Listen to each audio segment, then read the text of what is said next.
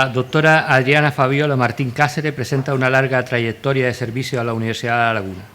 Como profesora titular de Derecho Financiero y Tributario, ha desarrollado su actividad docente en la Facultad de Derecho y en la Facultad de Empresa, Economía y Turismo. Su labor investigadora se ha desplegado tanto en la parte general de Derecho Financiero y Tributario como en la parte especial de esta disciplina, pudiéndose destacarse la autoría de monografía como la dedicada a la familia en el IRPF. Entre sus líneas de investigación cabe destacar igualmente sus estudios sobre imposición indirecta, particularmente sobre el impuesto general indirecto canario y el impuesto sobre el valor añadido. Dicha actividad investigadora se ha traducido en transferencia del conocimiento en distintos ámbitos. Son reseñables en este ámbito tanto los informes y dictámenes elaborados a petición de entidades públicas y privadas bajo el auspicio de la Fundación General de la Universidad, como su actuación como magistrada suplente del Tribunal Superior de Justicia de Canarias, con más de 200 sentencias en la que ha sido ponente. Su desempeño profesional en la Universidad de La Laguna se completa con la labor de gestión que ha desarrollado en múltiples ámbitos, como representante claustral, secretaria y directora de departamento en distintos periodos, decana de la Facultad de Derecho, vicerrectora de Ordenación Académica y Profesorado y representante de los directores y directoras de departamento en el Consejo de Gobierno de la Universidad. En la actualidad es directora del Departamento de Derecho Público Especial y Derecho de la Empresa. Presenta la ponencia Mecenazgo, Patrocinio y Fiscalidad. Fabiola, gracias. Gracias, compañero. ¿Se me oye bien, verdad? Sí. En primer lugar, quería felicitar esta iniciativa del Consejo Social con la celebración de esta jornada sobre patrocinio y mecenazgo, cuya oportunidad... ¿No se oye? Decía que... Sí, está presionado y está esto rojo. Sí, no, lo rojo no es... ¿Aquí? ¿Ahora se oye mejor? ¿No? ¿Ahora? Sí. Vale. Decía que quería en primer lugar felicitar al Consejo Social por esta iniciativa en la organización de esta jornada sobre patrocinio y mecenazgo, cuya oportunidad es indiscutible y así lo demuestra el interés de las ponencias desarrolladas a lo largo del día de hoy. Agradecer también que se me haya cursado la invitación para participar en estas a través de una ponencia sobre fiscalidad, porque si importante es que la universidad tenga amigos y amigas, también lo es que estos y estas conozcan las ventajas fiscales de que esa amistad les puede reportar, ¿no? Yo, atendiendo a la naturaleza de esta jornada, no voy a hablar del mecenazgo en general, sino del mecenazgo en favor de las universidades y particularmente, por razones obvias, del mecenazgo a favor de las universidades públicas, con especial atención a la que constituye el objeto de mi querencia de toda la vida, que es la Universidad de La Laguna. Hablaré muy sumariamente para ceñirme al tiempo que se me ha asignado, de la naturaleza jurídica de las universidades públicas, de los incentivos fiscales al mecenazgo, de las dos categorías de incentivos fiscales al mecenazgo contemplados en la Ley 49/2002. A continuación haré una breve reseña del patrocinio a los solos efectos de trazar la frontera entre lo que es el patrocinio, el contrato de patrocinio publicitario y las figuras previstas en la Ley 49/2002, para referirme finalmente a una reflexión sobre las posibilidades que el régimen económico y fiscal de Canarias proporciona a las universidades canarias. En cuanto a la naturaleza de las universidades públicas forman parte del sector público administrativo, del sector público institucional. Así lo establece la Ley de Régimen Jurídico del Sector Público. Esta ley, la Ley 40/2015, establece además que las universidades públicas se regirán por su normativa específica y supletoriamente por la Ley 40/2015. Esa normativa específica en la actualidad, como ustedes saben, está representada por la Ley Orgánica del Sistema Universitario, la Ley 2/2023 de 22 de marzo. Que asigna al sistema tributario en general, al sistema universitario en general, una serie de funciones entre una larga lista de funciones, entre las que cabe destacar la educación, la formación, la investigación, la transferencia del conocimiento, la innovación y, en fin, toda una serie de funciones que están todas encaminadas a favorecer el desarrollo y el bienestar de la sociedad.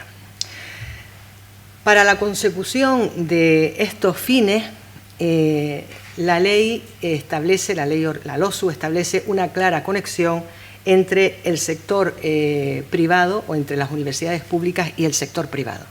Y manifestación de esta conexión la encontramos a lo largo de todo el articulado. No voy a detenerme en exceso en ella, pero piénsese, por ejemplo, en la propia configuración de la transferencia del conocimiento como una función de la universidad, o la concepción de la actividad de la investigación universitaria como una actividad económica con una función social de trasladar a la sociedad el resultado de la misma, o en la posibilidad de que la universidad suscriba contratos con la empresa privada para canalizar la actividad investigadora del profesorado, así como los resultados de investigación, o incluso en la posibilidad de que la universidad pueda crear o pueda participar en empresas basadas en el conocimiento a partir de las patentes y los resultados de investigación.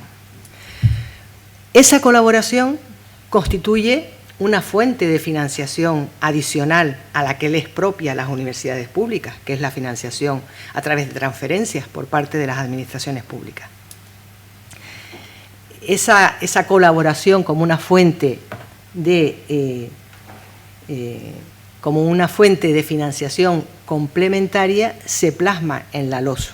Su artículo 57.4 nos dice que entre los estados de ingresos del presupuesto de la universidad figuran los ingresos derivados de actividades de mecenazgo previstos en la Ley 49/2002 de 23 de diciembre de régimen fiscal de las entidades sin fines lucrativos y de los incentivos fiscales al mecenazgo, incluidos los derivados de los convenios de colaboración empresarial en actividades de interés general que hayan suscrito a los efectos previstos en la citada ley.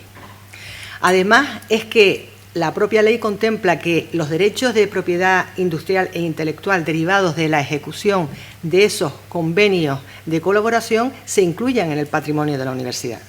Y añade que las universidades públicas tienen derecho a los incentivos fiscales previstos en la Ley 49/2002 que acabo de citar.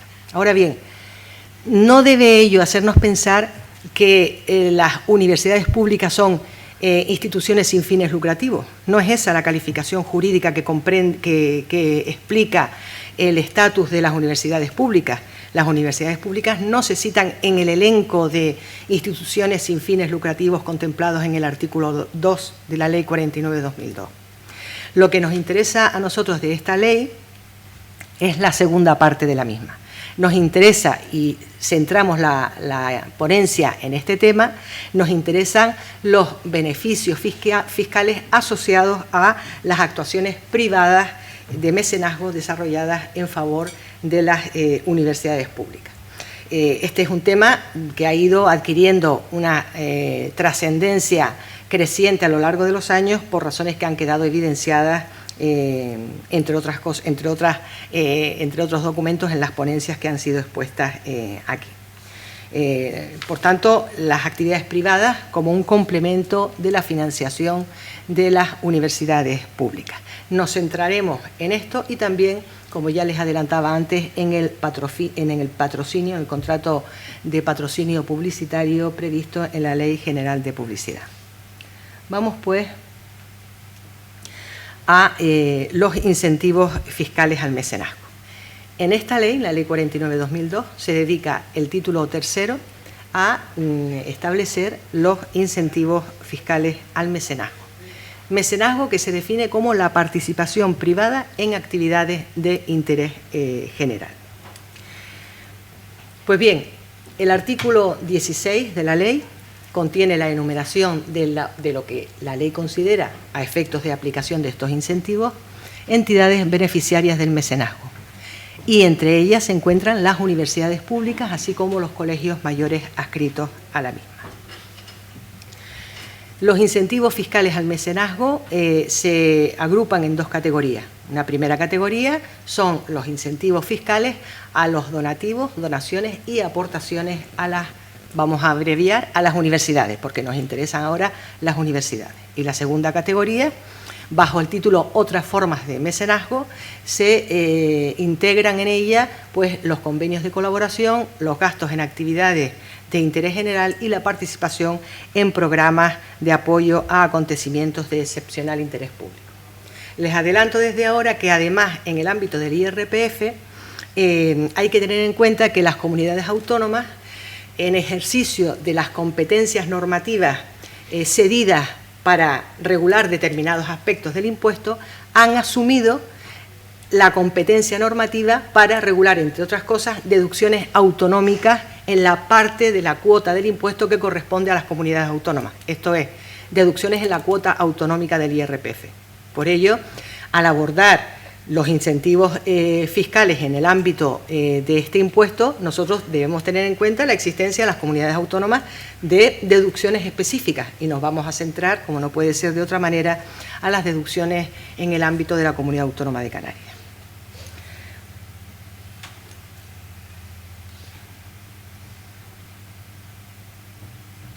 Sí. Incentivos fiscales al mecenazgo.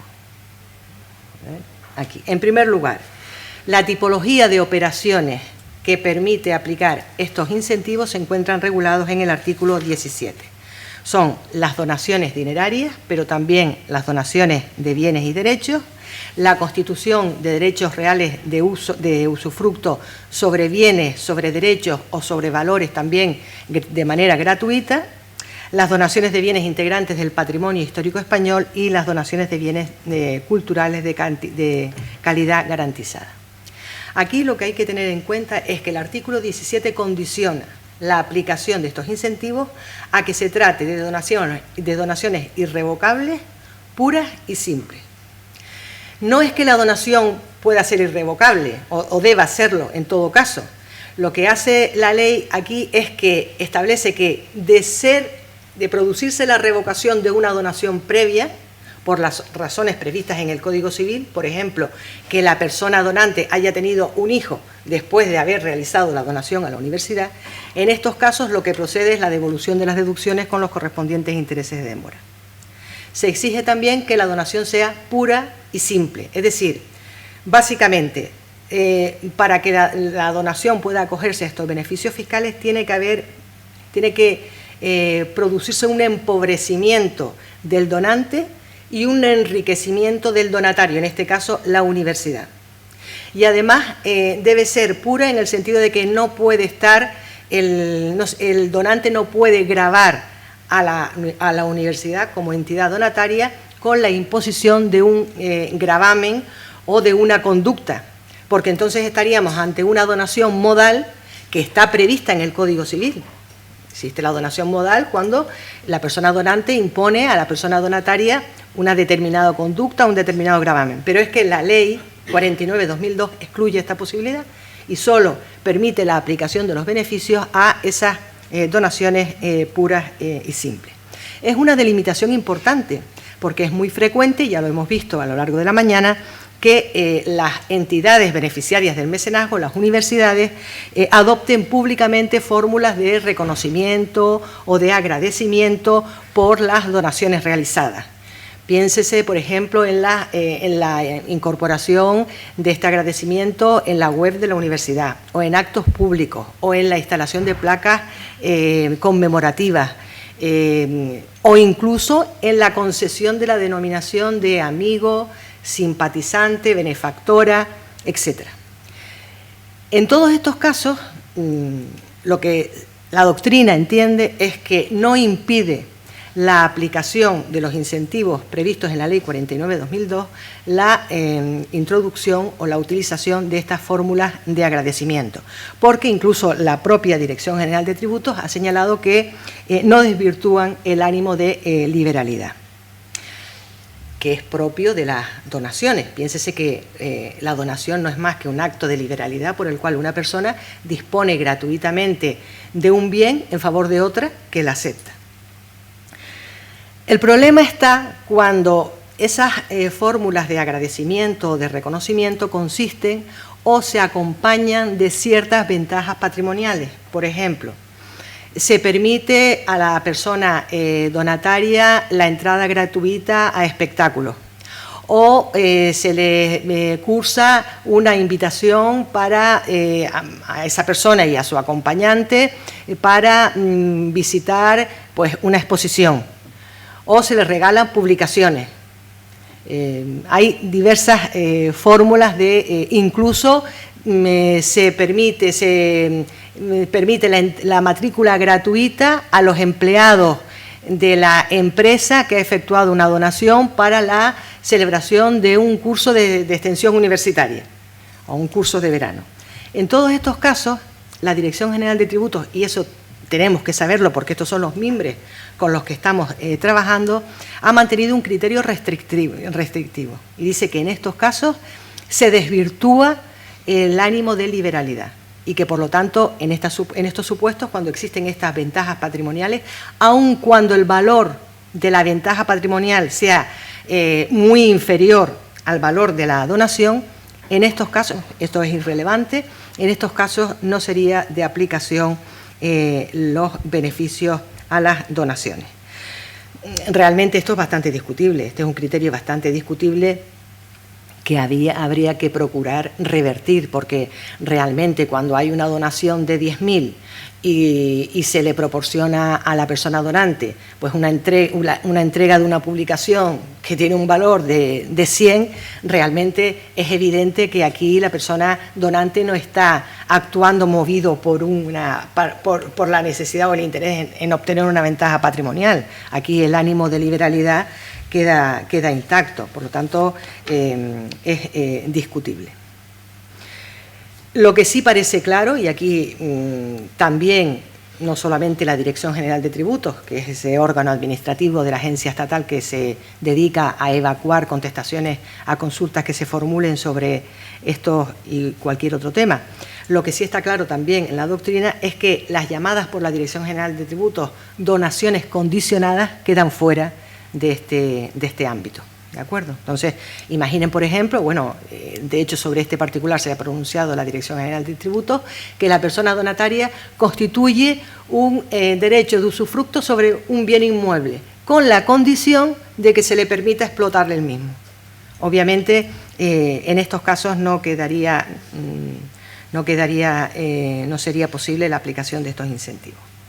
Por último, con arreglo a lo establecido en el artículo 17, quedan excluidos de este paquete de incentivos las llamadas donaciones de servicios o prestaciones gratuitas de servicios.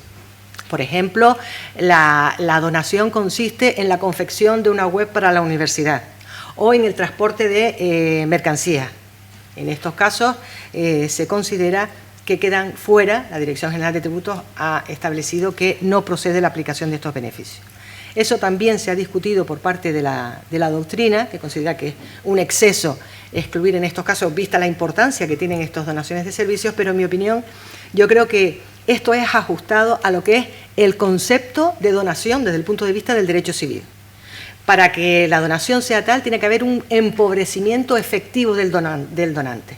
Y esto significa que tiene que producirse la pérdida de un elemento patrimonial existente, algo que sale del patrimonio de la persona donante y se integra en el patrimonio de la persona donataria.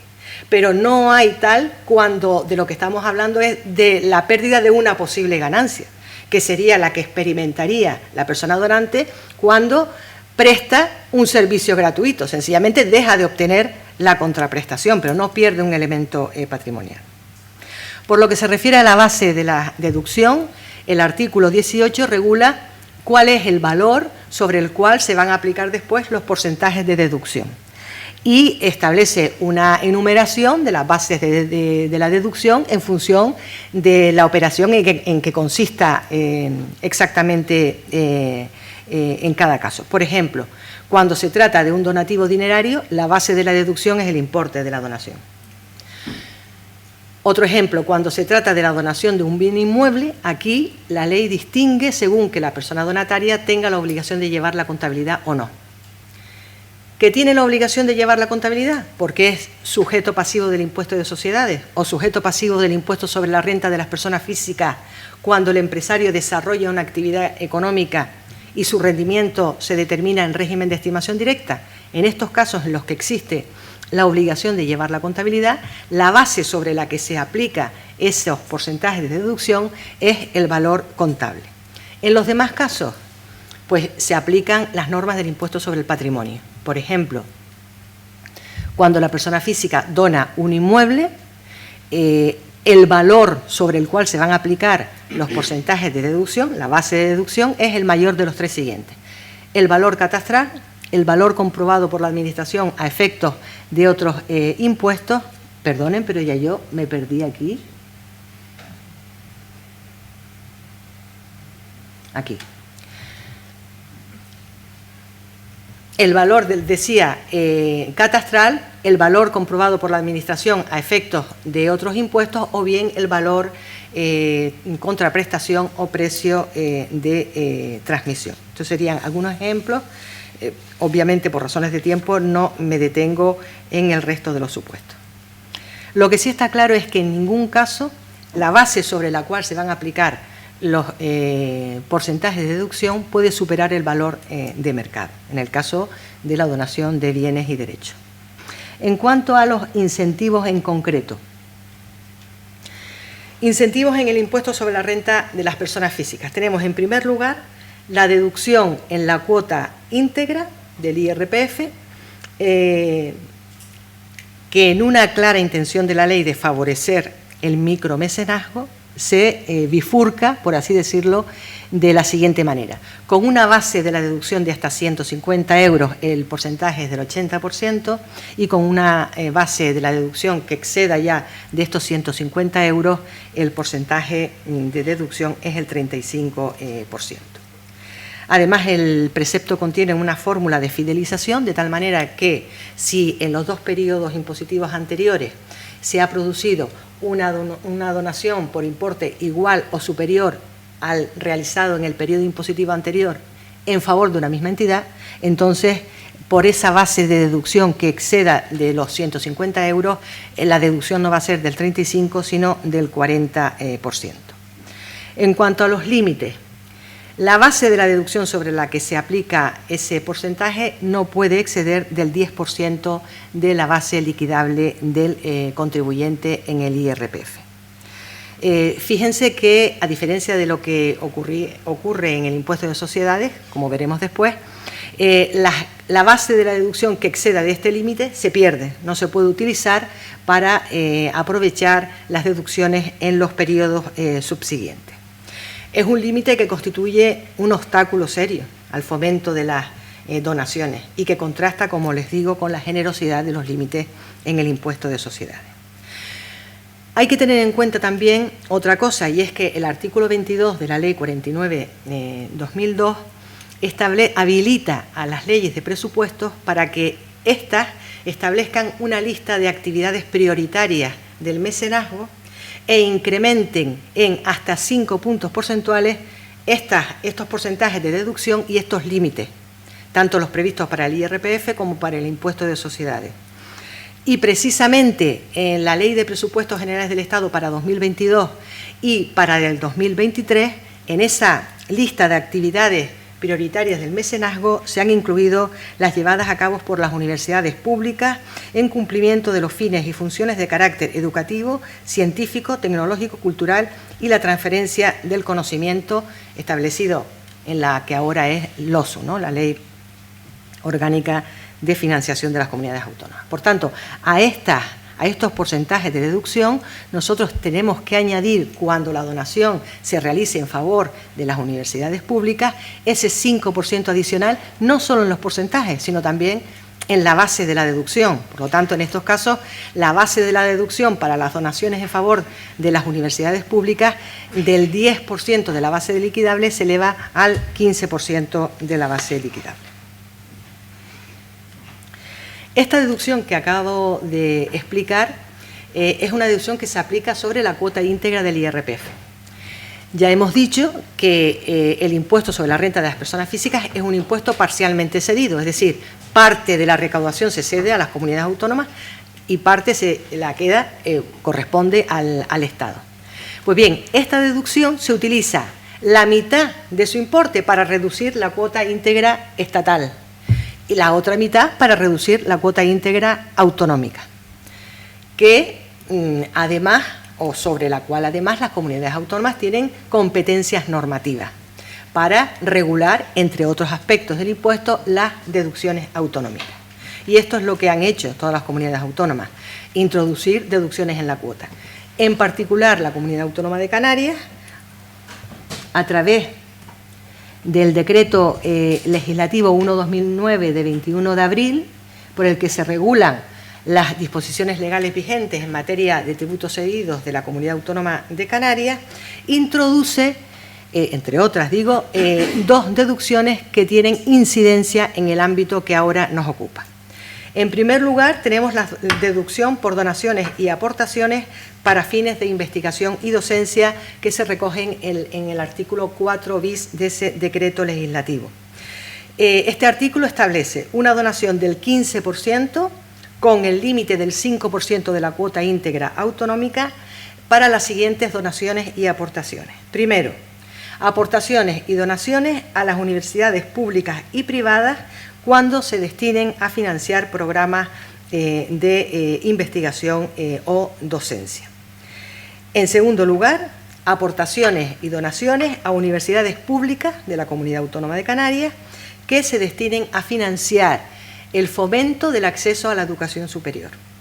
Y en tercer lugar, aportaciones de capital efectuadas a empresas de base tecnológica creadas o desarrolladas a partir de patentes o de resultados generados por proyectos de investigación realizados en las universidades canarias. En estos tres casos, la base de la deducción, la base máxima de la deducción son 50.000 euros por periodo impositivo.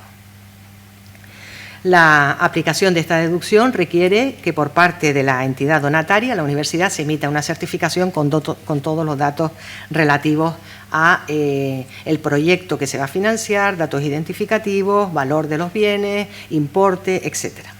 Y, por supuesto, referencia al carácter irrevocable de la misma.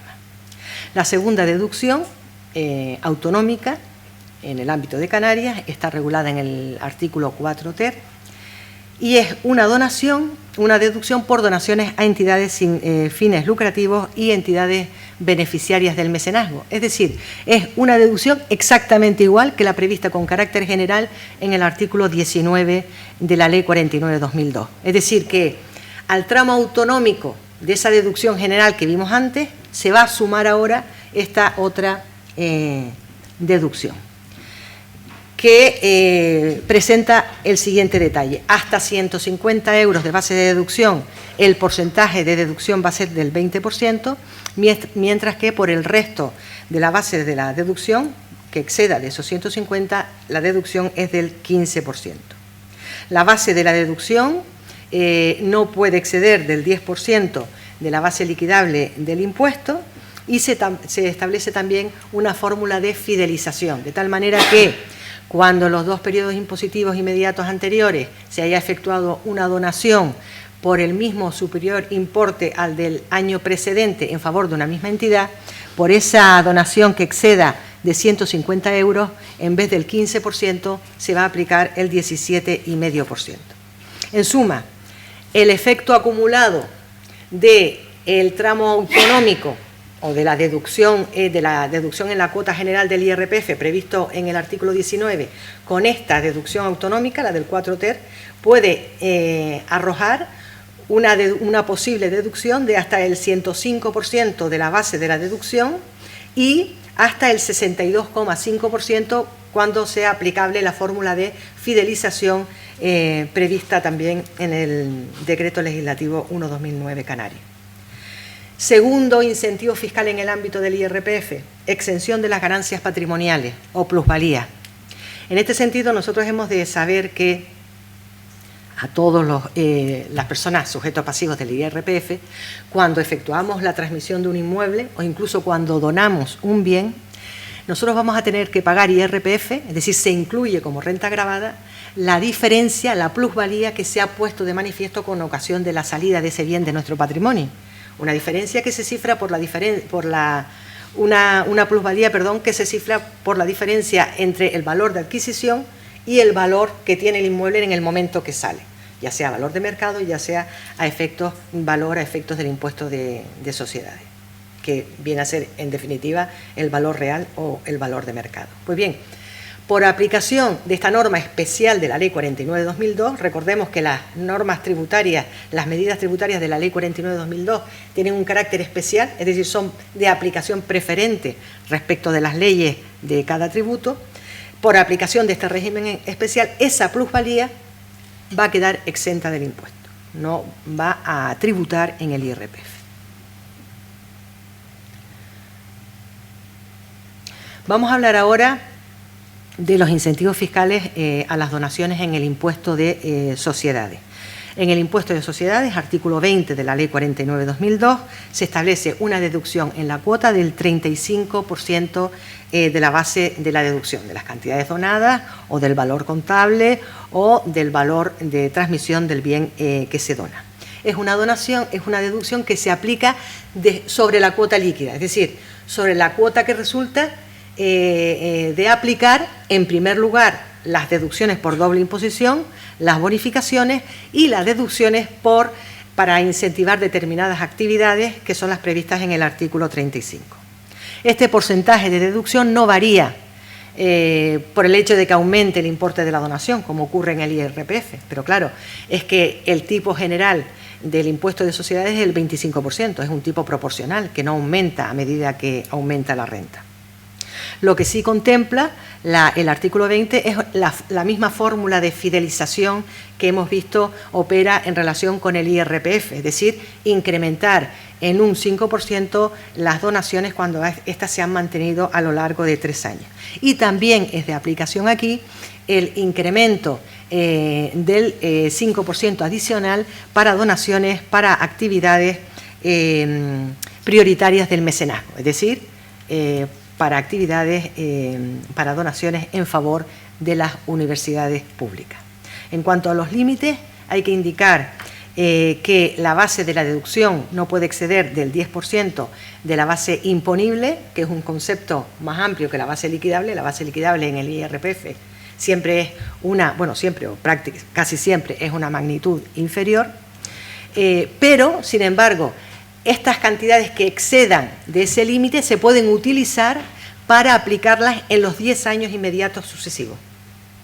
De la misma manera, la deducción que no se haya podido aplicar en un periodo impositivo por insuficiencia de la cuota también podrá aprovecharse para aplicarlas en las liquidaciones de los 10 periodos impositivos subsiguientes. Esta es una ventaja que no se da en el ámbito del impuesto sobre la renta de las personas físicas.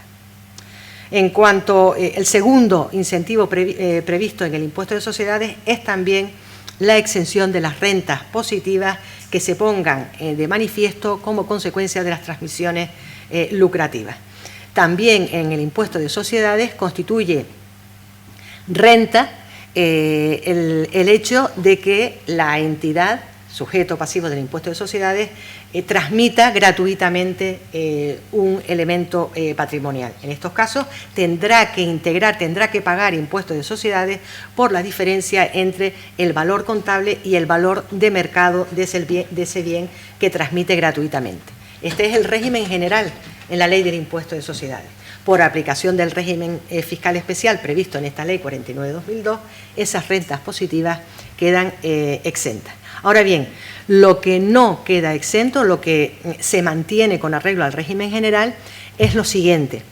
Las liberalidades, es decir, los regalos, las donaciones que efectúe la entidad, si bien desde el punto de vista contable constituyen un gasto y se integra, por tanto, como una pérdida en la cuenta de pérdidas y ganancias, sin embargo, a efectos fiscales, esa liberalidad, que así se denomina, no tiene la consideración de gasto deducible, lo cual obliga a realizar un ajuste positivo e incrementar la renta gravada en el impuesto de sociedades. Pues bien, conviene saber que este régimen general se mantiene en el caso de las donaciones, es decir, la donación que para la entidad constituye en su contabilidad un gasto, una pérdida, no va a poder deducirse como gasto deducible en la base imponible.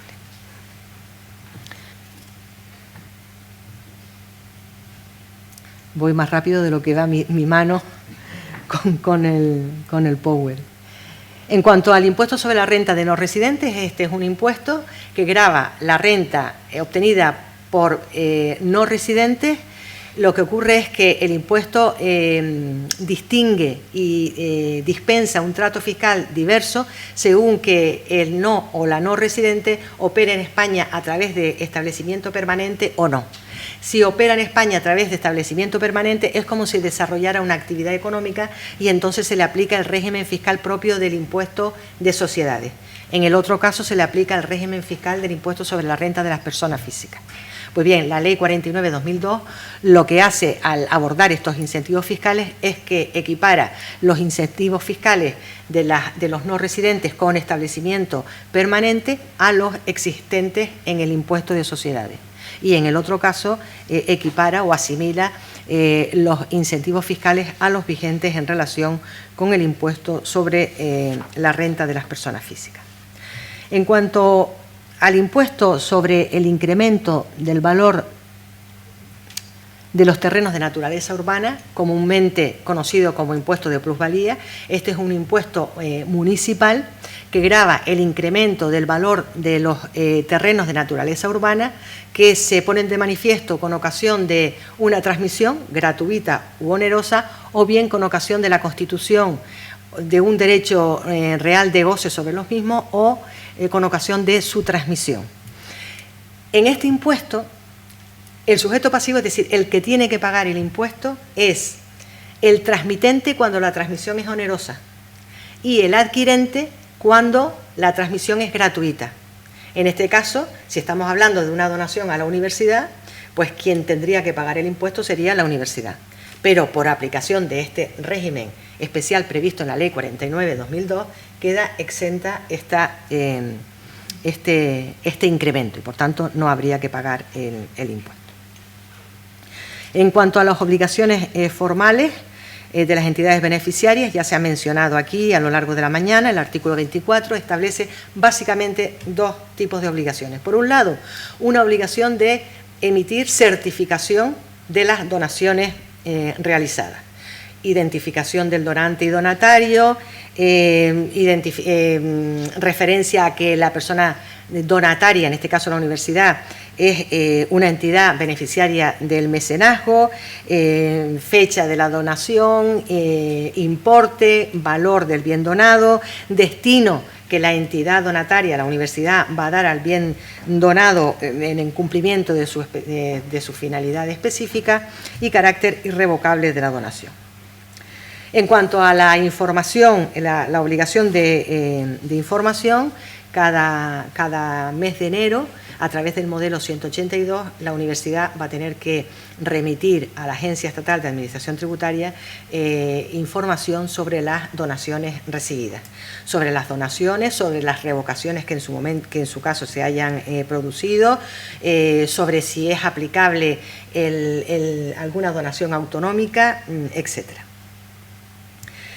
Vamos a referirnos ahora, en segundo lugar, a esa otra categoría de incentivos que rubrica la Ley 49/2002 como otras formas de mecenazgo, aunque solo nos vamos a referir aquí a la fórmula más comúnmente empleada, que es la de los convenios de colaboración empresarial en actividades de interés general, a la que se refiere el artículo 25. Los convenios de colaboración empresarial en actividades de interés general son convenios, constituyen un instrumento que establece prestaciones recíprocas para ambas partes. La empresa colaboradora se compromete con una ayuda económica y la universidad, en este caso, se compromete a difundir por escrito la ayuda recibida. En cuanto al ámbito subjetivo, este incentivo solo es aplicable a los sujetos pasivos del impuesto de sociedades, los sujetos pasivos del impuesto sobre la renta de no residentes que operen en España mediante establecimiento permanente, y también es aplicable a los empresarios individuales, sujetos pasivos del IRPF, pero solo a aquellos que determinen su rendimiento neto en régimen de estimación directa. Si se trata de un empresario individual que determina su rendimiento neto en régimen de estimación objetiva, pues no cabe aplicar este instrumento. En cuanto al ámbito objetivo, el incentivo es aplicable para la realización de aquellas actividades que constituyen la finalidad específica de la entidad. Vista la amplitud de funciones asignadas a las universidades públicas, evidentemente las posibilidades aquí son amplísimas. Ahora bien, también ha precisado la Dirección General de Tributos que en cada convenio tiene que especificarse el proyecto específico para el que se concede esa ayuda. En cuanto al ámbito objetivo, son más las cuestiones a plantear. En primer lugar, se discute sobre lo que debe entenderse por ayuda económica. ¿La ayuda económica consiste solo en una cantidad de dinero o puede consistir en una prestación en especie? A este respecto, la Dirección General de Tributos ha mantenido un criterio distinto a lo largo del tiempo. Inicialmente se consideró que contemplaba tanto las prestaciones dinerarias como la ayuda económica en especie. Lo que antes habíamos señalado, pues la confección de una web, por poner un ejemplo, o cualquier otra actividad. Por ejemplo, una empresa que presta los servicios, una empresa que se dedica a la traducción de textos y que presta el servicio de traducción para un congreso internacional que va a celebrar la universidad. Sin embargo, la Dirección General de Tributos ha cambiado de criterio en este punto y ha considerado que no se admiten esta prestación a través de esos servicios en especie. Sencillamente ha excluido esa posibilidad y la interpretación que da es que el artículo 25 permite la deducción de las cantidades y los gastos realizados, dice el artículo 25. Y entonces, en la interpretación de lo que se entiende por gastos realizados, la Dirección General de Tributos lo que dice es lo siguiente: no, aquí lo único que permite aplicar el incentivo fiscal es la ayuda económica dineraria que facilite la empresa colaboradora y, en su caso, los gastos que asuma la empresa colaboradora por los servicios prestados por un tercero, en este caso a la universidad. Es decir, lo que está aquí concibiendo en la Dirección General de Tributos es una operación triangular. Tenemos la empresa colaboradora, tenemos la universidad y tenemos un tercero que presta, por ejemplo, el servicio de confección de la web para la universidad. Ese tercero, esa empresa tercera que preste ese servicio, factura a la empresa colaboradora por ese servicio prestado y la empresa colaboradora paga ese gasto. Ese gasto sí que sería posible acogerse a este beneficio fiscal, pero no una prestación gratuita de servicio. Lo cual, por cierto, es bastante discutible porque no se le ve mucha utilidad a recurrir a esa operación triangular. Bastaría con que efectivamente se acogiera también la prestación en especie, porque es que aquí no estamos ante una donación. Se comprende que en la donación se excluya la prestación gratuita de servicios por ese concepto civil de donación, pero es que aquí no tiene sentido. Aquí podría perfectamente admitirse esa prestación, esa ayuda económica en especie.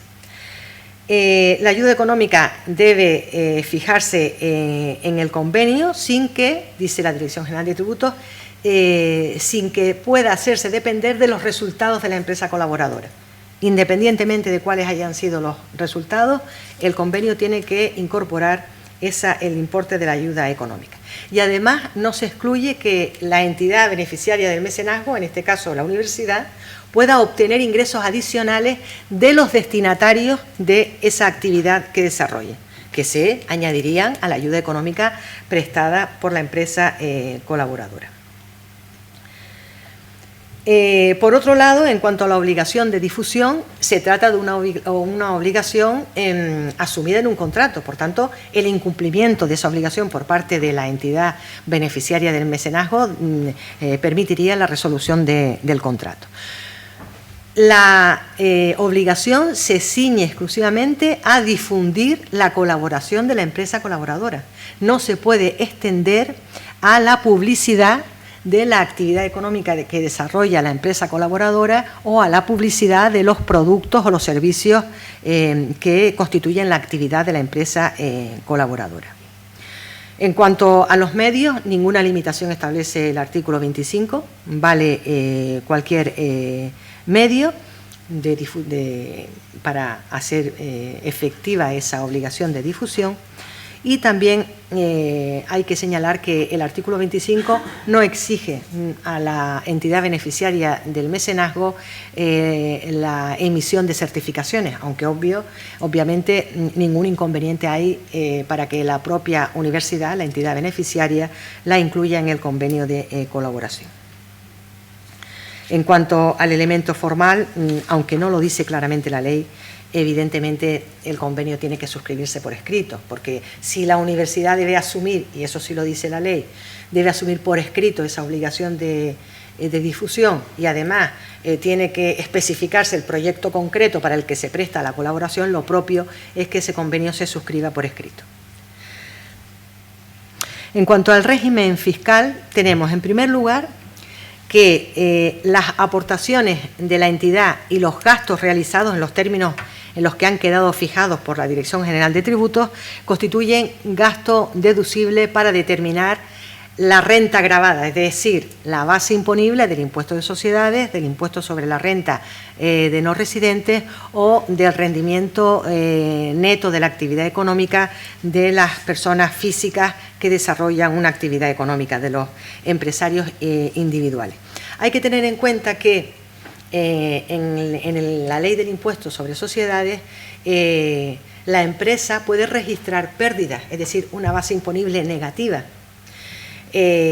Por tanto, las aportaciones pueden determinar junto con otras partidas ese resultado de pérdidas de una base imponible negativa. Y esa base imponible negativa va a poder compensarse con las bases imponibles positivas de los años subsiguientes. Una posibilidad de compensación, es decir, de pérdidas de un año con las ganancias en los años subsiguientes que no está sometida a límite temporal, lo cual resulta interesante para las empresas.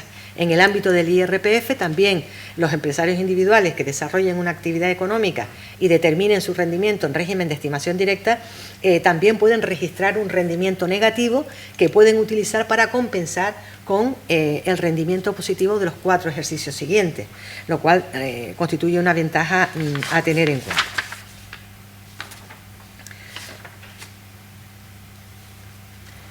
Otro aspecto importante, otro incentivo, es que los servicios, la obligación de difusión por parte de la entidad beneficiaria, si me estoy excediendo del tiempo, ruego que me lo indiquen para ir abreviando. Decía que la obligación de difusión, en aplicación del régimen general impositivo, constituye un servicio por el cual la empresa que difunde, en este caso la universidad, la entidad beneficiaria del mecenazgo, tendría que repercutir a la empresa colaboradora el IVA o bien el IJIC si nos encontramos en el ámbito de Canarias. Pues bien, por aplicación del régimen especial previsto en este artículo 25, esa obligación de difusión no tiene la consideración de servicio prestado, por lo tanto no se devenga IVA ni IJIC y en consecuencia la universidad no tiene que repercutir impuesto alguno por estos conceptos. Hay que tener en cuenta, para terminar, que este incentivo es incompatible por las cantidades satisfechas con los incentivos que vimos anteriormente, es decir, con las donaciones. Por tanto, ante la posibilidad de entregar una cantidad por parte de la empresa colaboradora, esta tiene que plantearse que si opta por el régimen de la deducción por donación de una cantidad, podrá aplicar una deducción de hasta el 35% en la cuota del impuesto de sociedades, con los límites que estamos viendo, pero con la posibilidad de aprovechar los excesos para años sucesivos.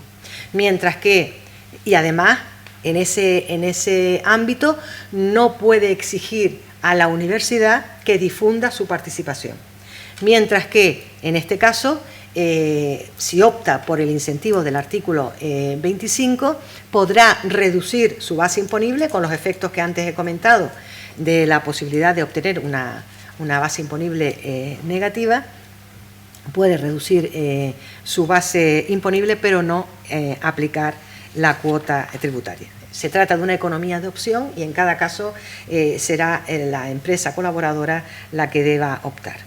Tenía aquí una referencia a las cátedras de empresa como la fórmula paradigmática de utilización de los convenios de colaboración, ya se ha señalado esta mañana aquí.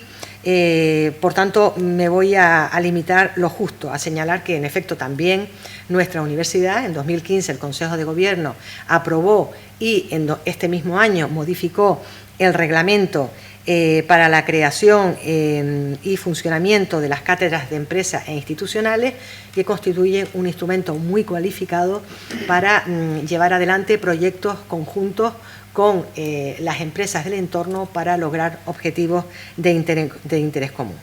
Las cátedras de empresa se instrumentalizan después del obviamente después del acuerdo del Consejo de Gobierno a través de un convenio de colaboración, pero ojo, lo que permite la aplicación de los incentivos fiscales previstos en el artículo 25 es el cumplimiento de los requisitos previstos en el mismo, cosa que, por cierto, ocurre en nuestro caso, porque efectivamente en nuestro reglamento contempla que deben establecerse, fijarse las aportaciones por parte de las empresas colaboradoras a las actividades de la cátedra e igualmente se establece la obligación de la universidad asume la obligación de difundir esa colaboración mediante la inserción de la imagen de la empresa en los documentos que se generen por la actividad o en los actos públicos que se desarrollen a partir de las mismas.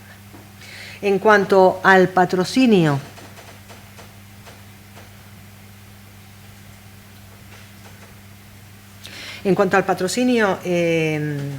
publicitario, estos se encuentran regulados en la Ley General de Publicidad, que define el patrocinio como una operación, un contrato en virtud del cual el patrocinado, a cambio de una ayuda para desarrollar una actividad deportiva, cultural, científica o de otra índole, se compromete a colaborar en la publicidad del patrocinador. Es importante delimitar esta figura respecto de las anteriores que hemos visto, porque el contrato de patrocinio publicitario queda extramuros de la Ley 49/2002. No puede aplicarse los incentivos fiscales. ¿Cuál es la diferencia? La diferencia, nos podemos detener largo y tendido sobre ello. Voy cortando. 5 minutos. Pero la principal diferencia es que en el contrato de patrocinio publicitario hay una equivalencia de prestaciones y el patrocinador no actúa movido por participar en una actividad de interés general, mientras que en el convenio de colaboración estamos ante un contrato con causa no lucrativa, en el que la obligación de difusión tiene un valor simbólico en relación con el valor de la ayuda económica y en el que la empresa colaboradora actúa movida por el afán de colaborar en una actividad de interés general. Universidades públicas y REF. Me parecía interesante hacer esta referencia, en la que voy a ir muy deprisa, porque el régimen económico y fiscal de Canarias ofrece particularidades que permiten ser aprovechadas por las universidades canarias. Aparte de que la propia ley tiene la ley 1994 del REF contiene una declaración de principios acerca de que las universidades públicas están al servicio del régimen económico y fiscal de Canarias para lograr el desarrollo económico y social, también contiene un incentivo fiscal que es bastante potente para las empresas en general, pero que pueden beneficiar indirectamente a las universidades. Me refiero a la RIC, la Reserva para Inversiones en Canarias, que está regulada en el artículo 27 y básicamente, muy resumidamente, es un incentivo fiscal que consiste en que los sujetos pasivos del impuesto de sociedades pueden reducir la base imponible de su impuesto hasta en un 90% de los beneficios no distribuidos que obtengan en sus establecimientos permanentes en Canarias, siempre que esos beneficios no distribuidos se destinen a dotar una RIC, a dotar una reserva, que es la Reserva para Inversiones en Canarias, y esa dotación, esa reserva, se traduzca en inversiones, o lo que es lo mismo, se materialice en el plazo determinado en la ley, en la realización de una serie de inversiones. Pues bien, una de estas inversiones es la inversión en gastos de investigación y desarrollo. Se permite que las empresas puedan dotar la RIC, materializar la RIC con gastos de investigación y desarrollo, pero no solo con los gastos de investigación y desarrollo que realice ella misma, sino con los gastos de investigación y desarrollo que asuman en el marco de proyectos contratados con las universidades canarias. Por tanto, aquí se abre una vía indirecta que permite a las universidades públicas una captación de fondos. Otra posibilidad es la posibilidad de las materializaciones indirectas de la RIC, es decir, que la empresa pueda suscribir, por ejemplo, títulos valores de deuda pública emitidas por la Comunidad Autónoma de Canarias o por las corporaciones locales que se destinen a financiar inversiones en infraestructuras, de equipamiento y de mejora del medio ambiente canario. Piénsese, por ejemplo, las posibilidades que esto ofrece para la construcción de edificios para facultades, para rehabilitación energética de los edificios de la universidad, para construcción de viviendas para estudiantes y contribuir así a resolver este problema tan acuciante que tenemos a nivel general, pero en Canarias en particular, porque el suelo es todavía un recurso más escaso. También se contempla la posibilidad de suscripción de títulos valores de deuda emitidas por corporaciones públicas que destinen esos fondos captados a la construcción y explotación de infraestructuras y equipamientos de interés público para las administraciones públicas canarias. Esto requeriría la declaración de una infraestructura universitaria como una infraestructura de interés público. Finalmente, para terminar, otra particularidad del REF, y es que si nos situamos en la península, una donación de un bien corporal del patrimonio empresarial que efectúe una empresa a una entidad beneficiaria del mecenazgo es una operación sujeta al impuesto sobre el valor añadido, porque se equiparan las entregas de bienes a título gratuito con las entregas a título oneroso. Y, por tanto, por esa donación, la entidad donante debe repercutir el IVA a la entidad beneficiaria del mecenazgo. En cambio, en Canarias, que tenemos el IGIC, que es un impuesto homólogo al IVA, o sea, grava las mismas operaciones, pero tiene particularidades específicas. La más conocida es la diferencia de tipos impositivos, pero existe otra diferencia, y es que las entregas de bienes a título gratuito no están sujetas al impuesto general indirecto canario. Por tanto, la donación de un bien corporal del patrimonio empresarial por parte de una empresa a la universidad sería una operación no sujeta al IGIC, por la cual no tendría que repercutir IGIC a la entidad beneficiaria del mecenazgo. Bueno, no sé si me he excedido del tiempo que se me ha asignado, he procurado ser lo más breve posible, así que nada más, muchas gracias por la atención y para cualquier duda que quieran plantear, me tienen a su disposición.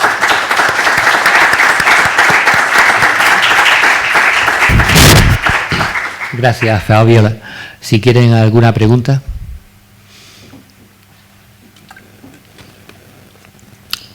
Fernando.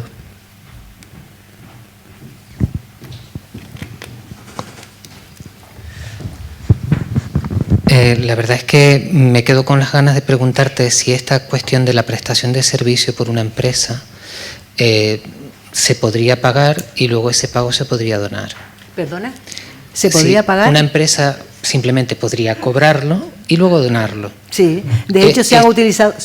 Entiendo que es la cosa de que no tiene mucho sentido, ¿no? Sí, efectivamente. Se ha utilizado, de hecho hay antecedentes de ese tipo de operación, claro. Vale, muchas gracias. ¿Alguna otra pregunta? Pues Fabiola, muchísimas gracias. por la conferencia. De nada, ha sido un placer. Estamos Como siempre. entre amigos. Entre amigos, entre gente de la casa.